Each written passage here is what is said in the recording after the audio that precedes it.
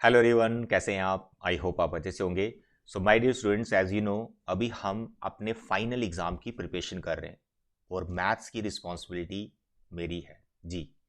आपके मैथ्स में 80 out of 80 marks लाने के लिए मैंने यहाँ पर इम्पॉर्टेंट क्वेश्चन की सीरीज स्टार्ट की है, जिसमें अभी मैंने एक चैप्टर कंप्लीट कर लिया, that is statistics. Very important chapters.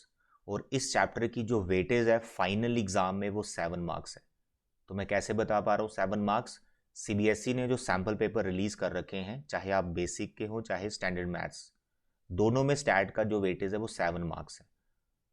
तो जो सैम्पल पेपर में वेटेज होता है लगभग उतने ही मार्क्स का आपका चैप्टर आता है, तो हम यहाँ पर इसको 7 मार्क्स का ही मानकर चलेंगे। तो स्टैट मैंने एकदम कंप्लीट कर दिया है through my this channel. Video के फॉर्म में इंपॉर्टेंट क्वेश्चन आपको दे दिए, प्लस पीडीएफ की फॉर्म में भी आपको इंपॉर्टेंट क्वेश्चन इस चैप्टर के मिल चुके हैं।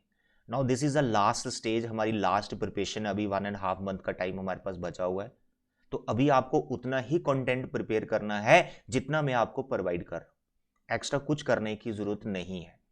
मैं अपने एक्सपीरियंस के बेसिस पे अपनी शीट्स प्रिपेयर करता हूं एवरी ईयर, तो इस साल भी प्रिपेयर कर रहा हूं। फर्स्ट शीट मेरे स्टैट चैप्टर की टेलीग्राम चैनल पे आपको मिल जाएगी। बस उतना ही कंटेंट प्रिपेयर कीजिएगा जितना मैंने आपको दिया है अभी इस चैप्टर का। तो 7 मार्क्स डिस्ट्रीब्यूट किस तरह से होंगे आपके क्वेश्चन पेपर पे? 2 इस चैप्टर के एमसीक्यू आ रहे हैं और एक लॉन्ग आंसर टाइप आ रहा है। लॉन्ग आंसर में आपको 4 क्वेश्चंस मिलेंगे सेक्शन डी में, उसमें से एक आपका स्टैट का होगा। तो मैंने सभी लॉन्ग आंसर क्वेश्चन आपको करवा दिए। जो वीडियो लेक्चर हैं उनका लिंक, टेलीग्राम का लिंक सब आपको डिस्क्रिप्शन पे मिल जाएगा। बस आप क्लिक करो और वहां पहुंच जाओ और अपने चैप्टर की प्रिपरेशन करो। ठीक है, चैप्टर जो स्टार्ट है वो हमारा कंप्लीट हो चुका है। तो आज हम चैप्टर नंबर 8 की शुरुआत कर रहे हैं। तो मैं ये मान के चल रहा हूं यार, चैप्टर 8 में जो इसके बेसिक कॉन्सेप्ट्स हैं वो आपको पता है। अब ऐसा नहीं बोला सर वो बिल्कुल भी नहीं पता, बट यू डोंट वरी, अगर वो भी नहीं पता उसका भी मेरे पास ट्रीटमेंट है। क्या? कुछ नहीं करना, डिस्क्रिप्शन में जाइए, वहां लिंक है ट्रिग्नोमेट्री का। मैंने डिटेल में ट्रिग्नोमेट्री पढ़ा रखी है, जीरो से एकदम। आपको ये नहीं पता एंगल क्या होता है, आपको ये नहीं पता परपेंडिकुलर क्या है, सब कुछ बता रखा है। आपने सिर्फ डिस्क्रिप्शन में जाके क्लिक करना है ट्रिग्नोमेट्री पे, तो आप पूरे चैप्टर पे पहुंच जाओगे। इंट्रोडक्शन देख लो, उसकी सारी एक्सरसाइज सॉल्व है, ए टू जेड चैप्टर सॉल्व है, ट्रिग्नोमेट्री इन डिटेल। इवन के हर चैप्टर वैसे सॉल्व ही है। तो अभी हम ट्रिग्नोमेट्री की ही बात करेंगे। तो आपको अगर बिल्कुल भी कुछ नहीं आता ट्रिग्नो का, आप जीरो से स्टार्ट कर सकते हो, बट थोड़ी स्पीड बना के रखना।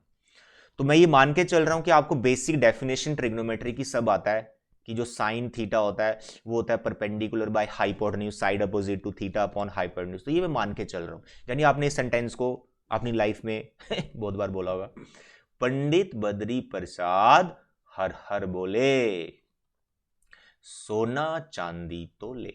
सर ये क्या लिख दिया, पहली बार सुन रहे हैं? अरे भाई, एस फॉर साइन, साइन का डेफिनेशन होता है perpendicular by hypotenuse, C for cos, cos होता है base by hypotenuse, T for tan, tan होता है P by B, perpendicular by base. और इनके जो रेसिप्रोकल होते हैं दैट यू नो, साइन का होता है कोसेक, कॉस का होता है सेक और टैन का होता है कॉट।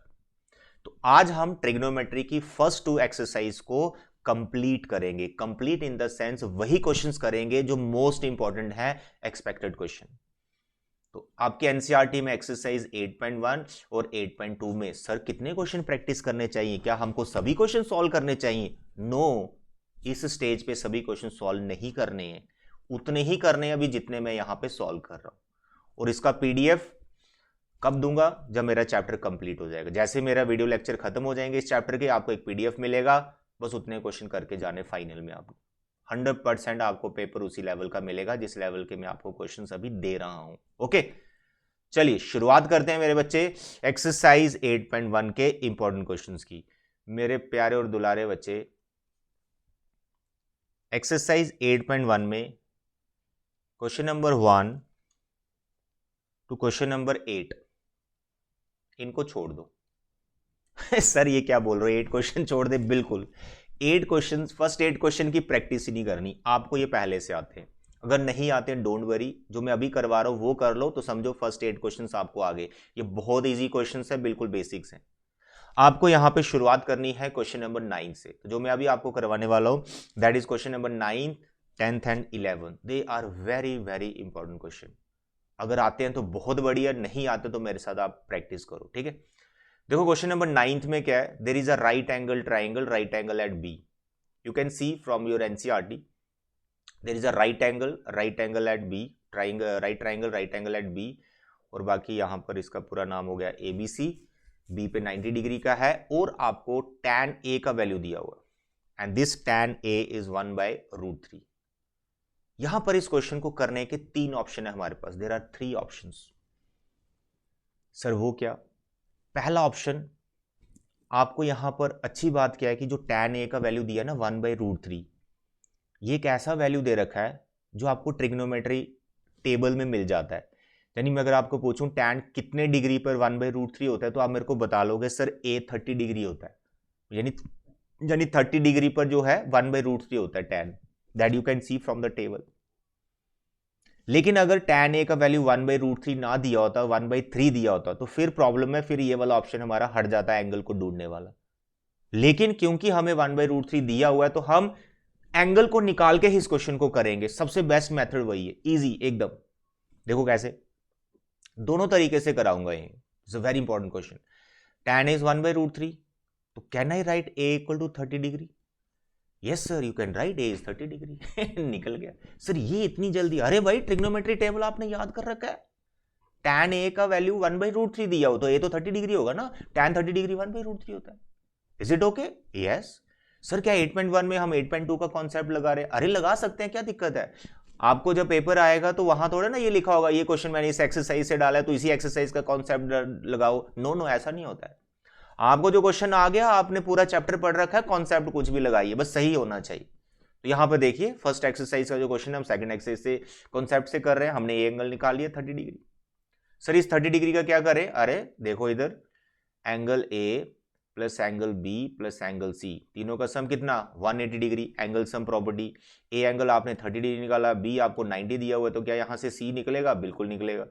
सर एंगल सी हो गया 180 minus 120, that is angle C = 60 degree.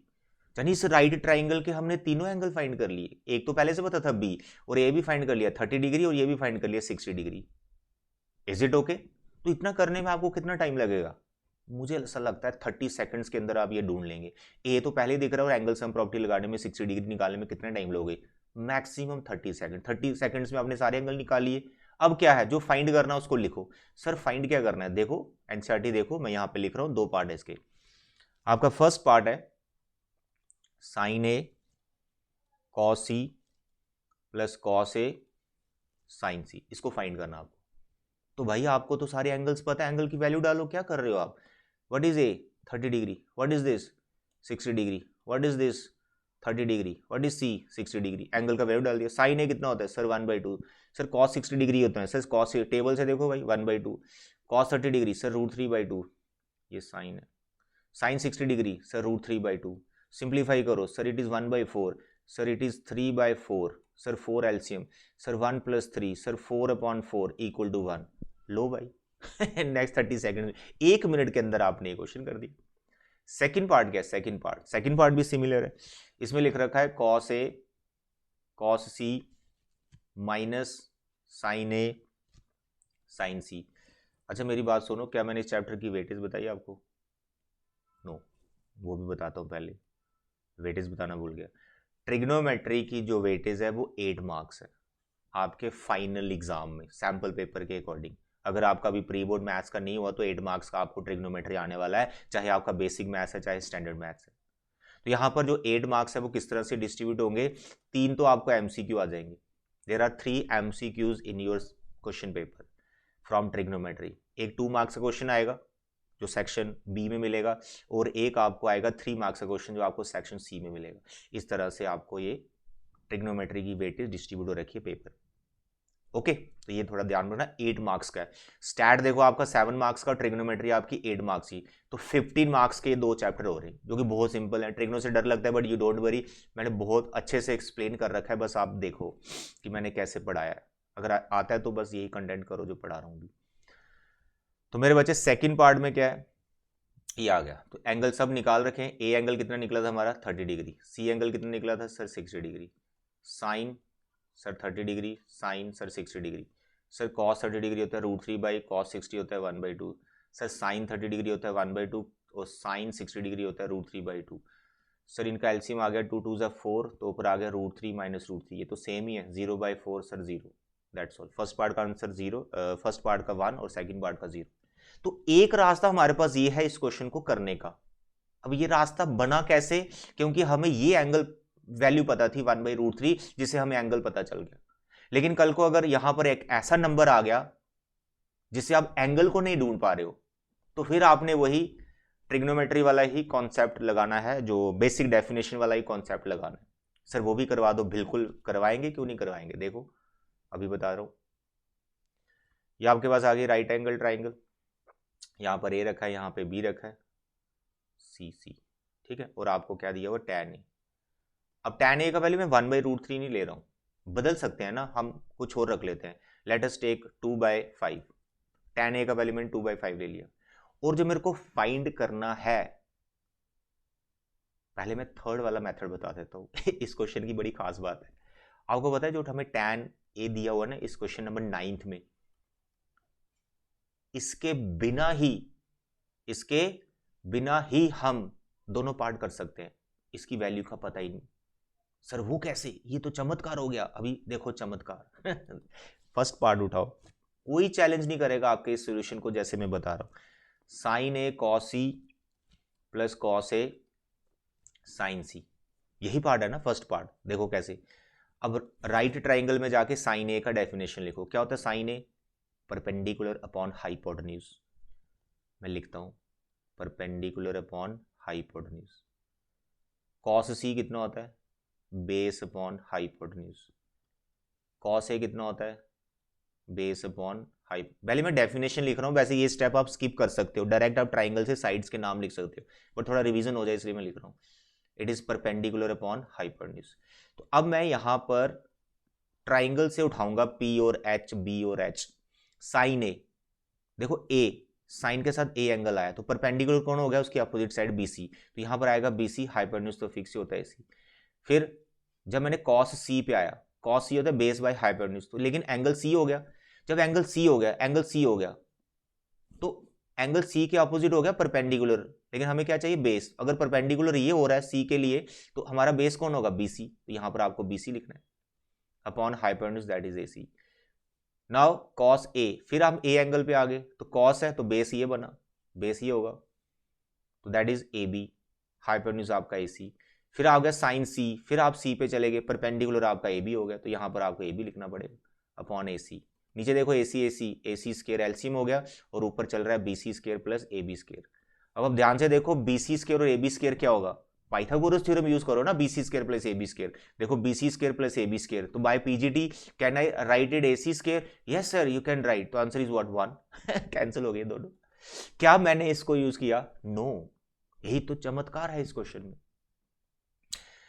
तो अगर इस टाइप का कोई क्वेश्चन बनता है, आप इसको ऐसे भी मैनेज कर सकते हो। बट कई बार क्या होता है, यहां पे पीजीटी नहीं बनती है, रैंडमली कोई और टर्म्स दे दी जाएंगी और रेशियोज दे दी जाएगी, tan ए, cot ए, sec ए, sin ए, व्हाटएवर मिक्स करके दे दिया जाएगा। उस टाइम पे आपको ऐसे करना है जैसे अभी मैं थर्ड मेथड आपको बताने वाला, और इसी मेथड से आप सेकंड पार्ट भी कर सकते हो जो मैंने अभी किया है, आंसर 0 बन जाएगा, ये दोनों कैंसिल हो जाएंगे आपके। आता समझ 3 मेथड बता रहा हूं। तो अब यहां पर मैं tan ए को लेके चल रहा हूं और 2/5 ही लेता हूं और पीजीटी लगाते हैं, ठीक है, वो जो के वाला कॉन्सेप्ट है उससे करते हैं। Now third method of this question number 9, can you imagine third method. तीन मेथड सिखा रहा हूं आपको। This is your right angle triangle, angle B, this is A, this is C. तो हमें tan ए गिवन है, तो tan ए जो 1/√3 दिया हुआ है वो नहीं ले रहा हूं, उससे तो बहुत आसानी से हो जाएगा। कोई ऐसा नंबर ले लेते हैं लाइक 2/5, जिसे मैं एंगल ना निकाल पाऊं। तो यहां पे tan ए का बेसिक डेफिनेशन लगाना है। tan A, what is tan A, perpendicular by base. तो एंगल ए अगर यहां पे रखा गया तो परपेंडिकुलर उसके अपोजिट वाला होगा, तो इसका मतलब मैं लिख सकता हूं BC by AB equal to 2/5। Now you can let BC is equal to 2K and AB is equal to 5K। तो यहां पे लगाइए आप PGT by Pythagoras theorem. Now you can find AC, AC square is equal to AB square plus BC square. What is A B? Sir 5k का square. What is B C? Sir B C is 2k का square. A C square sir 25k square plus 4k square. Sir what is A C square? Sir it is 29k square. तो आपका A C आ जाएगा square root of 29k square. Plus minus रहता है but A C is a length, negative होगा नहीं तो इसलिए नेगेटिव वाला ऑप्शन लेना ही नहीं आपको. तो 29 रूट के अंदर ही रहेगा, k बाहर हो जाएगा. तो अगर आपको यहाँ पे एंगल नहीं निकल रहा है और जो पार्ट फाइंड करना है वो भी थोड़ा सा मैनेज नहीं हो रहा है, तो आपने इसी पैटर्न से क्वेश्चन को कर लेना है. आमतौर पर हर बच्चा इसी मेथड से करता है. फर्स्ट एक्सरसाइज का ये क्वेश्चन है. तो निकाल लिया ऐसी. अब जो पार्ट फाइंड करना है बस बेसिक डेफिनेशन लगाओ.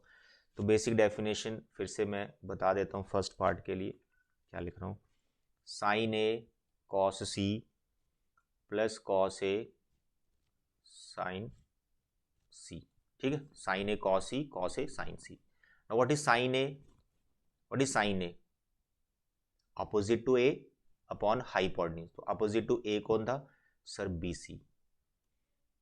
तो अब लिख रहा हूं. वैसे ये क्वेश्चन वैसे ही मैनेज हो जाता है जैसे मैंने ये वाला पार्ट करवाया, लेकिन बोल रहा हूं कल को साइन कॉस ना कुछ और हो तो फिर ऐसे ही करना जैसे मैं कर रहा हूं. तो मान के चलो हम बेसिक जो मेथड है उसी से हम बना रहे हैं इसको. कॉस सी, फिर सी पे आ गया तो हमारा जो बेस है वो बी सी हो गया. बी सी बाय ए सी. ये बनेगा आपका ए बी बाय ए सी और ये भी बनेगा आपका ए बी बाय ए सी. अब ये इनका जो वैल्यूज है वो हमने निकाल लिया हुआ है. जैसे बी सी है, बी सी हमारे पास 2k है. ए सी हमने निकाला √29k. बी सी हमारे पास 2k है √29k. प्लस ए बी हमने निकाल रखा है 5k. तो इट इज़ 5k और ए सी है √29k. ए बी 5k और ये है हमारा √29k. के वे सब कैंसिल हो जाएगा. 2 2 ज़ा 4 अपॉन 29, 5 5 ज़ा 25 अपॉन 29.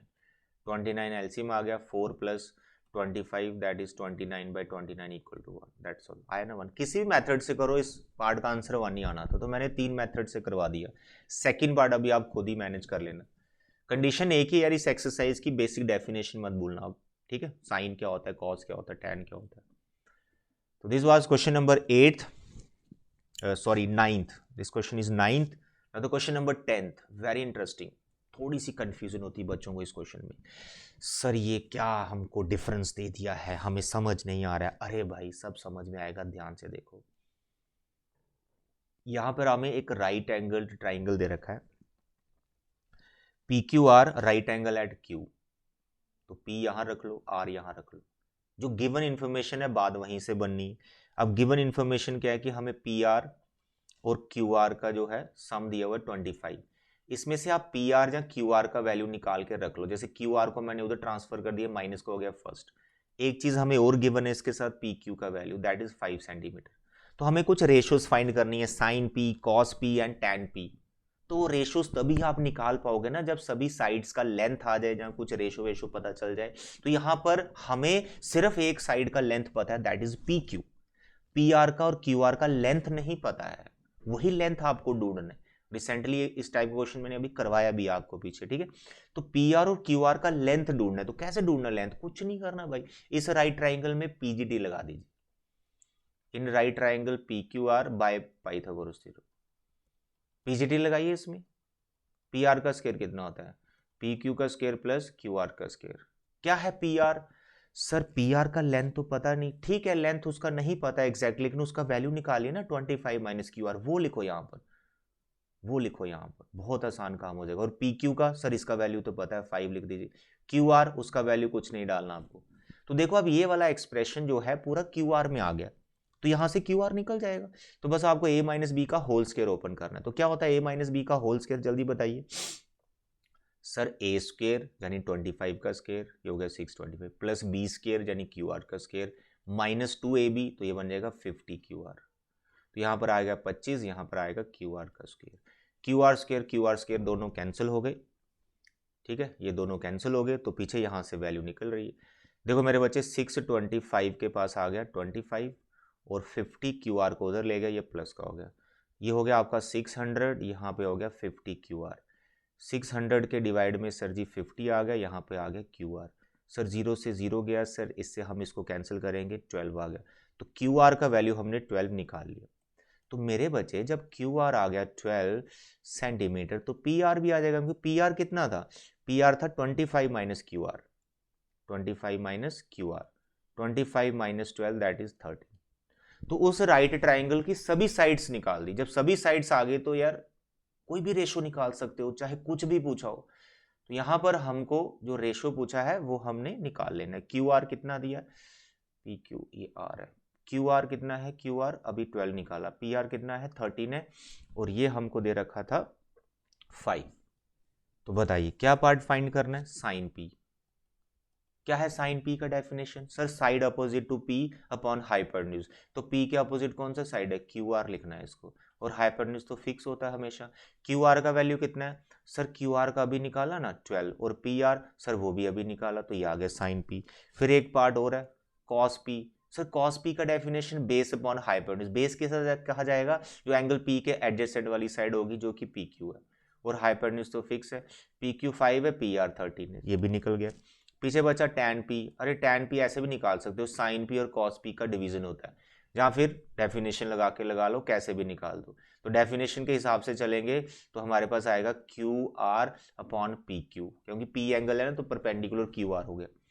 तो QR हमारा 12 है और ये हमारा 5 है। डिवाइड करते तब भी यही आना था, ठीक है। तो this was 10th question, very interesting. अब हम बात करेंगे नेक्स्ट क्वेश्चन, जो कि एक ट्रू फॉल्स जैसा है बट काफ़ी इंटरेस्टिंग है, इसलिए मैं बता रहा हूँ। MCQ की फॉर्म में आ सकता है, असर्शन रीजन में डाल सकते हैं। State whether the following are true और false. The value of tan A। The first question क्या है? The value of tan A is always less than 1। True false कह रहा है जो tan A है वो हमेशा 1 से छोटा होता है। सही है गलत है? बिल्कुल गलत है, फॉल्स स्टेटमेंट है। Justify your answer. जस्टिफाई कैसे करना है देखो, आपको खुद ही पता है यार, tan A का वैल्यू क्या √3 होता है? बिल्कुल होता है, ये तो टेबल में देखा आपने। कितने डिग्री पे होता है ये? 60 डिग्री पे। तो आपको पता है जब tan 60 डिग्री √3 होता है तो ये √3 1 से बड़ा ही होता है, 1.73 होता है। तो ये कभी भी 1 से हमेशा छोटा नहीं होता। 1 से बड़ा भी हो सकता है, 1 से छोटा भी हो सकता है, 1 भी हो सकता है, 0 भी हो सकता है। बेसिकली tan A का जो रेंज है, this is all real number. अब रेंज वगैरह क्या है उसको भूलो आप 10th में, बस ये मानो कि अभी ये फॉल्स स्टेटमेंट है। तो मैं ऐसे वैसे लिख देता हूं, जो tan A है उसका जो रेंज है वो -∞ से +∞ होता है, कुछ भी वैल्यू इसकी बन सकती। Now the second part, sec A हमको दिया है 12/5 फॉर सम एंगल A। इस क्वेश्चन का क्या मतलब है? कह रहा है क्या sec A 12/5 हो सकता है किसी एंगल के लिए? बोलो। तो फिर आप sec A को सोचोगे बेसिक डेफिनेशन पे ही जाना है। तो sec A का जो डेफिनेशन होता है वो होता है हाइपोटेन्यूज अपॉन बेस। तो क्या ऐसा पॉसिबल है 12/5 होना sec A का? बिल्कुल पॉसिबल है। हाइपोटेन्यूज 12 है और बेस हमारा 5 है। जब आप PGT लगाओगे परपेंडिकुलर भी कुछ ना कुछ निकल ही आएगा। तो यानी जो sec A का वैल्यू है वो 1 से बड़ा होता है, बिल्कुल 1 से बड़ा होता है। तो यहां पर ये ट्रू स्टेटमेंट है, ठीक है। वेरी सिंपल पार्ट था ये। नाउ द थर्ड पार्ट, कह रहा है cos A एब्रीवेशन है कोसेकेंट ऑफ एंगल A की। ये गलत स्टेटमेंट है।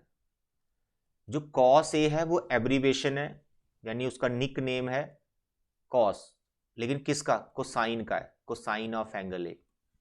Cosine of angle A cos A होता है, ना कि cosecant of angle A। Cosecant of angle A की जो शॉर्ट फॉर्म है वो कोसेक होती है, उसकी एब्रीवेशन कोसेक होता है। तो ये थर्ड पार्ट भी आपका फॉल्स स्टेटमेंट है। नाउ द फोर्थ पार्ट,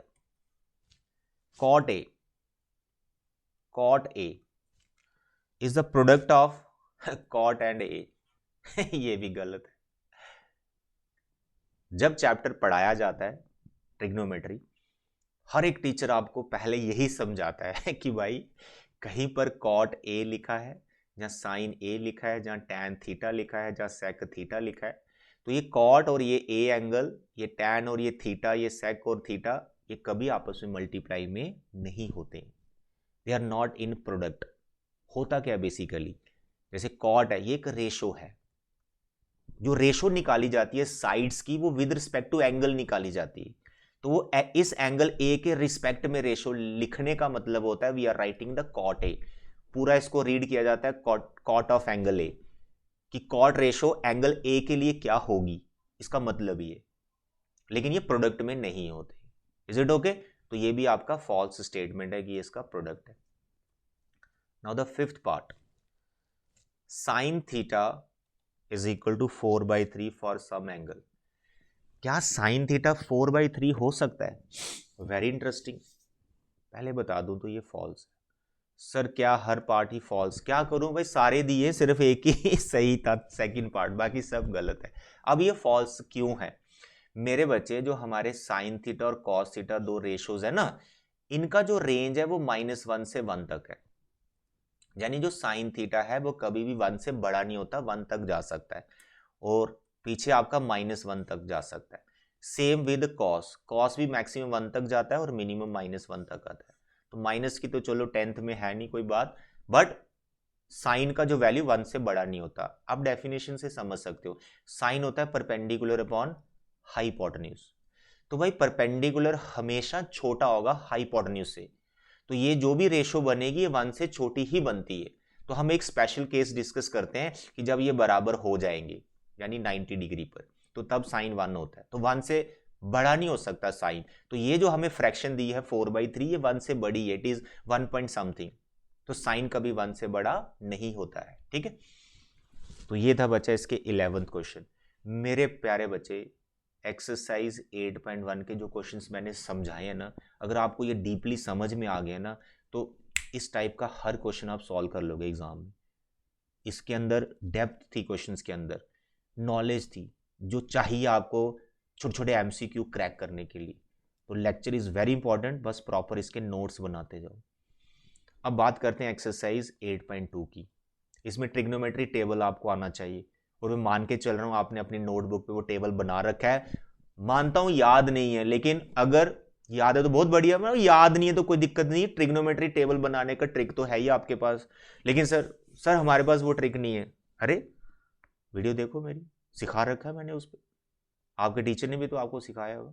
नहीं सिखाया कोई दिक्कत नहीं, वो टेबल आप देखो आपकी बुक में है, उस टेबल को याद करो। बाकी ट्रिक बोले तो ये है 0 1 2 3 4, 5 नंबर लिखो ऐसे 0 से, जो 4 से एंड हुए 4 से सबको डिवाइड कर दो। सबको 4 से डिवाइड कर दिया, फिर इनके ऊपर स्क्वायर रूट चढ़ा दो।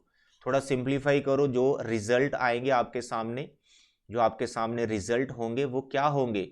वो मेरे बच्चे साइन रेशो की हर एक एंगल के लिए वैल्यूज हैं, जो 5 एंगल आपके सिलेबस में। ये साइन 0 डिग्री की वैल्यू, ये साइन 30 डिग्री की वैल्यू, ये साइन 45 डिग्री की वैल्यू, ये साइन 60 डिग्री की वैल्यू, ये साइन 90 डिग्री की वैल्यू। लो भाई ट्रिक भी हो गया। तो टेबल आपको बनाना आता है, मैं ये मान के चल रहा हूं। तो उसी बेसिस पे हमारी एक्सरसाइज 8.2 है। तो क्या हमको सर सभी क्वेश्चंस करने हैं? अरे भाई नहीं, सभी क्वेश्चंस नहीं करने हैं। तो फिर सर क्या करना है? मेरी बात सुनो। सबसे पहले एक्सरसाइज 8.2 का जो क्वेश्चन नंबर 1 है, इसका थर्ड पार्ट करना है। बहुत बच्चे परेशान हैं इस क्वेश्चन में। सर आंसर नहीं बनता। क्यों नहीं बनता? क्योंकि एलसीएम लेना पड़ता है फ्रैक्शंस का, फिर रैशनलाइजिंग भी करना पड़ता है, फिर जाके आंसर बनता है। तो ये पार्ट मैं आपको 100% चाहूंगा कि करो ही करो आप अपनी नोटबुक पे प्रैक्टिस। तो ये हमें दे रखा है, बस इसकी वैल्यू निकालनी। cos 45 1/√2 होता है, sec 30 हमारा cos 30 का उल्टा √3/2, it is 2/√3। And cosec 30 sine का उल्टा होता है, साइन होता है 1/2, ये होता है 2/1। बस इसका थोड़ा सा एलसीएम एलसीएम लेना है। देखो नीचे √3 एलसीएम आ गया, यहाँ पर बन गया 2 + 2√3। तो इसको थोड़ा रेसिप्रोकल डालिए, 1/√2, इस √3 को ऊपर ले जाइए, नीचे आ गया 2 + 2√3। तो मेरे बच्चे, क्या आपको ये स्टेप्स समझ में आ गए? कुछ नहीं किया यार, वैल्यूज डाली टेबल से देखकर, नीचे √3 एलसीएम लिया, ये √3 2 के साथ उधर क्रॉस हो गया, 4 नंबर ऐसे डिवाइड में आए तो जो नीचे वाला रैशनल नंबर है वो रेसिप्रोकल हो जाता है, तो बस उतना काम किया। थोड़ा सा यहाँ पे अब मैं मैनेज कर रहा हूँ, 1 इंटू रूट थ्री ऊपर रूट थ्री हो गया। डिवाइड में क्या है, ये फैक्टर, इस फैक्टर में 2 कॉमन है, तो पहले मैं वो 2 कॉमन लूँगा। एक स्टेप बढ़ा रहा हूँ, आपको अच्छे से समझ में आ गया। मैंने वो 2 कॉमन ले लिया, ठीक है। रूट 2 जो बाहर था वो मैंने बाहर ही रखा हुआ है, ये वाला रूट 2 बाहर ही रखा हुआ है, और इन दोनों में 2 कॉमन लिया। जब 2 कॉमन लिया इन दोनों में, मेरे पास बचा 1 plus root three, 1 plus root three. Is it okay? आपको समझाने के लिए एक स्टेप बढ़ाया, नहीं तो ये डायरेक्ट हो जाता। अब इस रूट 2 को मैं अंदर मल्टीप्लाई कर रहा हूँ, तो ये हो गया root 2 plus root 6। I hope it is clear. तो यहाँ तक अगर आप कर लेते हो तो आगे यार रैशनलाइजिंग करना है, जो मोस्टली हमको आता है। तो रूट 2 रूट 6 के साथ हम रैशनलाइजिंग करेंगे डिनोमिनेटर को। तो यहाँ पर रूट 3 मल्टीप्लाई होगा रूट 2 से, रूट 6 बन जाएगा, और ये माइनस है, रूट 3 रूट 6 से मल्टीप्लाई होगा रूट 18 हो जाएगा। नीचे 2 बाहर रखा हुआ है। जब भी आप दो टर्म वालों को रैशनलाइजिंग करते हैं तो हमेशा आइडेंटिटी बनता है ए स्क्वायर माइनस बी स्क्वायर। तो यहाँ बनेगा रूट 2 का स्क्वायर और यहाँ बनेगा रूट 6 का square, A square minus B square. Simplification चल रही है, ये रूट 6 है, और रूट 18 को मैं लिख सकता हूँ 9 इंटू 2। फैक्टर जितने बन पाए तो वो कर लो। रूट 2 का स्क्वायर इज 2, रूट 6 का स्क्वायर इज 6। सिंप्लीफिकेशन चल रही है, ये रूट 6, 9 को लिख सकते हैं हम ऐसे 3 रूट 2, ये हो गया 2 और नीचे आ गया -4। सिंप्लीफाई चल रही है, रूट 6 3 रूट 2, नीचे आ गया -8। अब ये माइनस को जब आप ऊपर ले जाएंगे तो साइन इंटरचेंज हो जाएंगे ऊपर वाली टर्म के। जो माइनस वाली टर्म है वो प्लस की हो जाएगी, पहले लिख जाएगी, और जो रूट 6 है वो नेगेटिव हो जाएगा, बाद में लिख दिया जाएगा, और नीचे 8 बचा। This is answer. थोड़ा और आगे बढ़ना चाहते हैं तो आगे और आप बढ़ सकते हैं। सर कैसे? इस रूट 6 को लिख सकते हैं आप रूट 2 इंटू रूट 3 लिख सकते हैं ना, और दोनों में कॉमन क्या है सर? रूट 2, पीछे क्या बचा 3 minus root 3 divide by 8, that's all. इससे ज़्यादा सिंप्लीफिकेशन इसका करना भी नहीं है, डिनोमिनेटर रैशनल करने के लिए बोलता है वो। I hope this part is clear. Very important part यार, इसको जरूर प्रैक्टिस कर लेना। इसके बाद मैं एक पार्ट चाहता हूँ कि आप 5th पार्ट भी इसका करें, ठीक है? 5th पार्ट, क्योंकि इसमें पावर्स वगैरह है ना, तो पावर्स जब आती हैं तो बच्चा थोड़ा परेशान हो जाता है। 4 sec square 30 degree minus tan square 45 degree divide by sine square 30 degree plus cos square 30 degree. अब इस पार्ट की खास बात क्या है? जो डिवाइड में दिख रहा है ना आपको, साइंस के 30 डिग्री प्लस कॉस के 30 डिग्री, बेसिकली ये टोटल 1 होएगा। अगर आपको आइडेंटिटीज याद है, जो मेरा नेक्स्ट लेक्चर रहेगा, साइंस के थीटा प्लस कॉस के थीटा 1 होता है। देखो ये वही बना हुआ, तो इसको डायरेक्ट आप 1 भी लिख सकते हो और आइडेंटिटी एज ए रीजन डाल दो। अब मानो आइडेंटिटीज माइंड में नहीं आ रही तो आप वैल्यू डालो टेबल से देखकर, तभी इसने 1 ही आना। यहाँ पर अब हम वैल्यूज डाल रहे हैं। 5, देखो कॉस 60 डिग्री हमने टेबल से देखा जो कि 1/2 होता है। कॉस 60 देखा ना, जो इसकी पावर उसको छेड़ना नहीं, जो नंबर आप लिखोगे फ्रैक्शन लिखोगे उसकी पावर उतनी ही डाल दिया करो। Sec 30 degree, sir sec 30 degree cos 30 का उल्टा होता है सर, कॉस 30 होता है सर √3/2, तो इसको लिखेंगे 2/√3 और पावर अपनी जगह। सर tan 45 1 होता है, साइन 30 डिग्री सर 1/2 होता है इसका स्क्वायर, सर कॉस 30 डिग्री √3/2 होता है। इतना स्टेप अगर आप कर लेते हो ना, अगर ये 2 मार्क्स का आया तो एक नंबर तो आपके कन्फर्म है, क्योंकि आपने वैल्यू सही डाल दी। आगे सिंप्लीफिकेशन में गलत हो जाए तो मुझे लगता नहीं आप गलत करोगे, बट कई बार हो जाता है, तो मतलब हाफ मार्क्स तो बनी है यहाँ तक। अब थोड़ा सिंप्लीफिकेशन चल रहा है, ये 5/4 हो जाएगा पहली टर्म, फिर दूसरी हो जाएगी यहाँ पे 2 का स्क्वायर 4 हो जाएगा, 4 4 16 हो जाएगा, नीचे √3 उड़ जाएगा, 3 आ जाएगा, तो यहाँ आएगा 16/3, 16/3, ठीक है, बीच में प्लस ही चल रहा है। नेक्स्ट आपका आ गया -1, होल डिवाइड में 1/2 का स्क्वायर चल रहा है, ये हो गया 1/4 प्लस वहाँ √3/2 का स्क्वायर होगा 3/4। ऊपर देखो भाई एलसीएम आ गया 4 3 का 12, 4 3 का एलसीएम आ गया 12, 3 से जाएगा 5 3 से 15, 4 जाएगा 64 और यहाँ 12 हो जाएगा। और नीचे देखो क्या कहानी चल रही है, 1 होने वाला है, 1 + 3, तो 15 64 दोनों को प्लस कर दिए, 5 और सर 4 9 होता है सर, 6 और 1 सर 7 होता है सर, 12 आ गया, नीचे 12 आ गया, और नीचे आ गया 4/4, तो भाई 4/4 ये तो 1 ही हो गया, इसकी कहानी खत्म। सर 9 में से 7, सर जी 9 में से 7 जैसे 2 होता है सर, 7 में से 1 गए सर 6 होता है, 62/12, ठीक है। आई होप मैंने ठीक ही किया है, 5 4 9, हाँ ठीक है। कैंसिल वैंसिल कर लो जितना हो सकता है। सर ये जा रहा है 2 से, तो यहाँ लिखेंगे 3 1, यहाँ लिखेंगे 6, 31/6। मुझे इसके आंसर में डाउट आ रहा है तो मैं एक बार आंसर चेक करना चाहता हूँ प्लीज़। 8.2 का क्वेश्चन नंबर 1 का 5th पार्ट, ठीक है। हाँ देखो मुझे डाउट आ रहा था 67 बनता है, पर मैंने क्या कर दिया 9 में से 2। अरे अरे भाई क्या कर रहा हूँ मैं, क्या कर रहा हूँ भाई, देखो क्या सिली मिस्टेक कर रहा हूँ। 67 होता है भाई, 67 62 लिख रहा हूँ। 67/12। देखा कैसी मिस्टेक हो गई। ध्यान रखना भाई, ध्यान रखना है, कई क्वेश्चंस के आंसर हमें याद होते हैं। देखो ये प्रैक्टिस किया ना, मुझे पता है इसका आंसर ये नहीं आता है, तो ये थोड़ा सा चेक कर लेना, ठीक है। चलिए ये था इसके 2 पार्ट क्वेश्चन नंबर 1 के। अभी हमारे पास question number 2 as a MCQ है। क्योंकि क्वेश्चन नंबर 2 बहुत ज़्यादा इजी है, लेकिन मैं इसको मोस्ट इंपॉर्टेंट क्वेश्चन की कैटेगरी में रखा हुआ। बहुत इजी है लेकिन मोस्ट इंपॉर्टेंट है, एमसीक्यूज है। और आपको 3 एमसीक्यूज आने वाले ट्रिग्नोमेट्री के, हो सकता है 1-2 इसमें से ना फंस जाए ये क्वेश्चन नंबर 2 से। ये क्वेश्चन नंबर 2 आपके हवाले है भाई, करना आपने 100%, इसको नहीं छोड़ सकते आप, ध्यान रखना। मैं नहीं करवा रहा हूँ क्योंकि बहुत ईजी है, बस वैल्यूज डालनी है और देखना ऑप्शन कौन सा बैठ रहा है, ठीक है। नाउ द क्वेश्चन नंबर 3, ये हमारा अच्छा क्वेश्चन है। देखो tan a + b हमें दे रखा है √3, और दूसरा tan a - b ये हमें दे रखा है 1/√3। आपको a और b का वैल्यू निकालना है जो कि अक्यूट एंगल। तो यहाँ पर इस टाइप के क्वेश्चंस में हमेशा यहाँ जो नंबर आपको दिख रहे होंगे ना, रेशो चाहे यहाँ कुछ भी बना दें, एंगल जो अंदर ए बी है ना 2a + 5b कुछ भी बना दे, लेकिन यहाँ जो नंबर आपको दिखेंगे ना, ये नंबर वही होंगे जो आपके ट्रिग्नोमेट्री वैल्यूज वाला जो टेबल है जो उसमें नंबर होंगे, वही नंबर होंगे यहाँ पर। तो यहाँ टैन के लिए तो ये नंबर देखो ट्रिग्नोमेट्री वाले। ऐसा क्यों? क्योंकि आप यहाँ पे लिख पाओगे a + b कितना डिग्री के बराबर होगा, क्योंकि टैन कितने डिग्री पे √3 होता है, that you can see from the table. तो टैन कितने डिग्री पे √3 होता है सर? 60 डिग्री पे, तो ये 60 डिग्री हो गया। इसी तरह जो सेकंड इक्वेशन है, तो टैन कितने डिग्री पर 1/√3 होता है, that you can see from the table. तो इसको हम उतना डिग्री ले सकते हैं। तो यहाँ पर हमारे पास a - b आ गया 30 डिग्री। बस इन दोनों इक्वेशंस को बचे सॉल्व करना है, तो मैं दोनों को ऐड कर रहा हूँ। तो 2ab भी कट गया, तो ये हो गया 90। तो a का वैल्यू निकल गया बेटा 45 डिग्री। और बताओ, और बताओ, आ रहा है समझ? तो इससे भयंकर क्वेश्चन भी अगर आ गया ना कोई, तो कोई दिक्कत नहीं, बस टेबल से वैल्यूज देखनी, 2 इक्वेशंस बनेगी। लीनियर इक्वेशन चैप्टर आपने पढ़ रखा है, एलिमिनेशन सब्स्टिट्यूशन कुछ भी लगाकर आपको बस वैल्यूज निकालनी होती है ए और बी की। तो ए हमारे पास 45 डिग्री आ गया, इसको आप फर्स्ट जहाँ सेकंड में पुट कर दो, मानो मैंने फर्स्ट में पुट कर दिया 45 डिग्री हो, यहाँ बी हो गया, यहाँ 60 डिग्री, तो बी कितना आ गया 60 डिग्री - 45 डिग्री, तो बी आ गया हमारा 15 डिग्री का value. That's all. Third question is very important.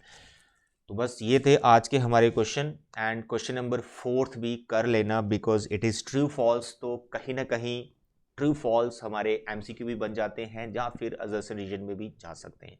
तो मेरे प्यारे बच्चे, ट्रू फॉल्स क्वेश्चन भी आपने ज़रूर करना है। तो मैं फिर से आपको रिपीट कर देता हूँ, एक्सरसाइज 8.1 का आपने question number 9th question number 9th, 10th और 11th 3 क्वेश्चन आपने 8.1 के परफेक्ट करने हैं, और 8.2 का आपने क्वेश्चन नंबर 1 का 3rd पार्ट और 5th पार्ट ये परफेक्ट करना है, और बाकी सभी क्वेश्चंस करने ही करने बेटे। क्वेश्चन 2, 3 एंड 4 छोटी सी एक्सरसाइज है, इस पे भयंकर क्वेश्चन भी होते हैं, बट एनसीईआरटी के ये वाले क्वेश्चंस अगर आपको आते हैं ना, तो भयंकर क्वेश्चन भी आ जाएगा, वो भी आप कर लोगे, ये क्वेश्चन कर। तो यहाँ पर मैंने अपने जो वीडियो लेक्चर आपको ट्रिग्नोमेट्री के देने हैं, उसमें क्या हो गया, एक्सरसाइज 8.1 और 8.2 मैंने आपकी कवर कर दी। अब एक लेक्चर जो मेरा नेक्स्ट वाला होगा ना, वो एक्स्ट्रा क्वेश्चंस होंगे कुछ और इन्हीं एक्सरसाइज पे बेस्ड, एक लेक्चर आपको उसका मिलेगा। उसके बाद मैं आइडेंटिटीज पे क्वेश्चंस करवाऊंगा आपको। तो कम से कम 4 लेक्चर्स बनेंगे ट्रिग्नोमेट्री के, बस उतने नोट्स बना लेना, और ऑलरेडी ये एनसीईआरटी के नोट्स तो आपके बने ही होंगे, है ना। तो मेरे बच्चे, मेहनत करना मत छोड़ना। अभी भी मैं देख रहा हूं कुछ बच्चे टाइम वेस्ट कर रहे हैं, तो जो बच्चा टाइम वेस्ट कर रहा है ना इस टाइम पे, उसका एग्जाम अच्छा नहीं होगा मैथ्स का बच्चे। तो अगर आप चाहते हो आपके पूरे सेशन की जो मेहनत है, जो टाइम हमने लगाया है सिलेबस को कंप्लीट करने में, इतना हार्डवर्क किया हमने, वो हार्डवर्क मतलब हमें कुछ दे के जाए, हमारे मार्कशीट पे अच्छे स्कोर हो, तो बच्चे ये जो लास्ट टाइम बचा ना आपका 1.5 मंथ, इसको वेस्ट नहीं होने देना, और जो कंटेंट प्रोवाइड कर रहा हूँ प्रॉपर उसकी प्रैक्टिस करो, ठीक है।